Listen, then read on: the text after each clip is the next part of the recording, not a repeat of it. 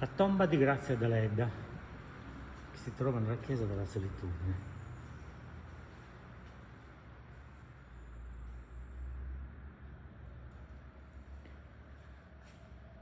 Molto semplice come chiesa.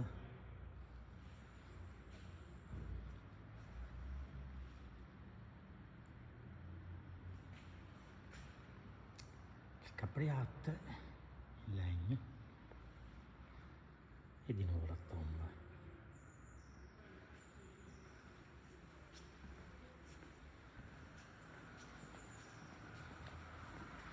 Interessante anche il portone.